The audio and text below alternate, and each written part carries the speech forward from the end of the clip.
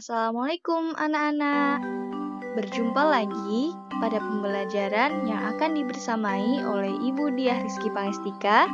Tentu saja di kelas 4, tema 1, subtema 2, pembelajaran 3, 4, 5, dan 6. Karena kita mengejar materi, jadi pembelajarannya Ibu rangkum ya. Nah, sebelum masuk ke materi, coba perhatikan gambar yang ada di layar. Nah, kira-kira adik kita dan ibu guru sedang apa ya? Ya, betul sekali. Adik-adik kita sedang mementaskan salah satu alat musik tradisional dari Jawa Barat, yaitu alat musik angklung. Kalian sudah pernah kan melihatnya? Selain kita memerlukan mata untuk menikmati sebuah pentas, kira-kira kita memerlukan apa lagi ya?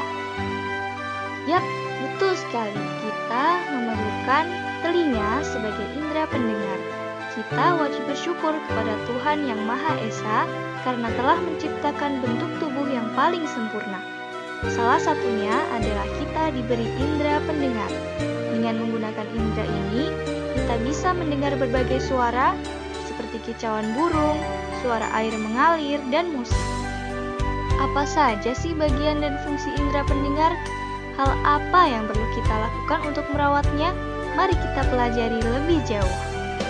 Yang pertama, bagaimana telinga merasakan getaran? Semua bunyi membuat udara bergetar. Getaran bunyi mengenai gendang telinga yang berupa selembar kulit tipis. Saat itulah gendang telingamu juga mulai bergetar. Getaran dari gendang telingamu menjadi lebih besar di telinga tengahmu dan diubah menjadi pesan-pesan listrik di telinga dalammu. Itulah proses bagaimana sebuah bunyi bisa terdengar sampai ke telinga manusia. Nah, seperti ini nih cara kerja telinga. Yang pertama, ketika ada suara masuk melalui udara, diterima oleh telinga. Kemudian, gendang telinga akan bergetar. Setelah dari gendang telinga, akan diteruskan oleh tulang-tulang pendengar telinga ke ujung syaraf.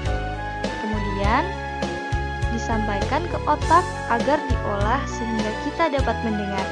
Kemudian anak-anak bisa melihat pada layar ada bagian-bagian telinga.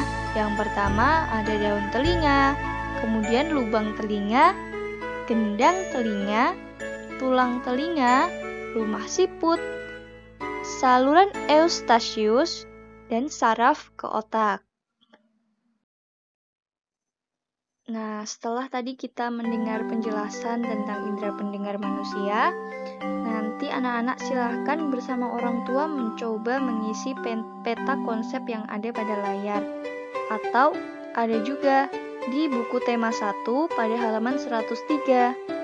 Kemudian, ini dikerjakan di buku tugas tematik dengan menggambar peta konsepnya ya. Nah, nanti anak-anak isi bagian-bagian telinga, kemudian cara merawat telinga, cara kerja telinga, serta fungsi dari telinganya. Bentuk kerjasama di masyarakat. Anak-anak masih ingat kan apa itu kerjasama? Kerjasama adalah suatu usaha yang dilakukan oleh beberapa orang atau kelompok untuk mencapai tujuan bersama. Berikut adalah contoh-contoh kerjasama yang biasa dilakukan dalam masyarakat. Ada ronda, kerja bakti, dan gotong royong. Sekarang coba anak-anak mengamati atau silakan bertanya kepada orang tua apa saja bentuk kerjasama yang ada di lingkungan sekitar anak-anak. Nanti anak-anak silakan mengisinya di peta konsep di halaman 113 buku tema 1. Kerjakan di buku tugas tematik juga ya. Nah, ini dia contohkan satu nih tentang kerja bakti. Kerja bakti di lingkungan rumah guru sering dilakukan setiap hari Minggu. Nanti silakan anak-anak mengkreasikan sendiri ceritanya. Boleh lebih panjang dari yang dia contohkan ya. Apakah kamu pernah bekerja sama dengan orang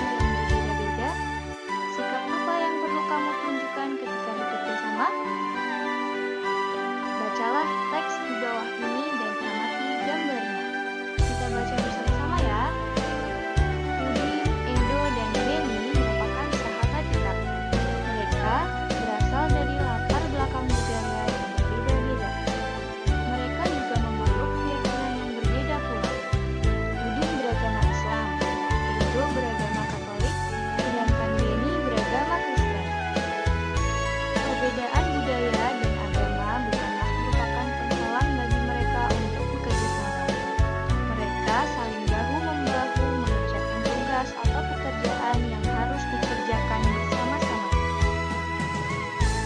Pada peringatan Hari Ulang Tahun Kemerdekaan Indonesia yang lalu, Udin, Edo, dan Beni mewakili kelasnya dalam perlombaan Bakiak Bergu. Sebelum berlomba, mereka bersama-sama mendiskusikan dan merancang strategi agar mereka dapat meraih prestasi dalam lomba tersebut.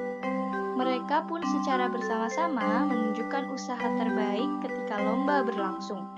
Alhasil, tim mereka meraih juara dalam lomba tersebut. Nah, setelah kita baca, silahkan jawab 3 pertanyaan berikut ini. Yang pertama, bagaimana pendapatmu tentang persahabatan Udin, Edo, dan Beni? Kemudian 2, apakah kamu pernah mempunyai pengalaman bukit sesama dengan teman-teman yang berbeda agama? Kemudian, yang terakhir, apa yang dapat kamu pelajari dari cerita di atas? Nah, pertanyaan ini ada di buku tematik halaman 123. Ini juga dikerjakan di buku tematik ya. Nah, demikianlah pembelajaran pada kesempatan kali ini. Itu saja yang dapat Ibu Diah sampaikan. Terima kasih. Jangan lupa selalu jaga kesehatan dan kebersihan serta tetap semangat belajar di rumah. Wassalamualaikum warahmatullahi wabarakatuh.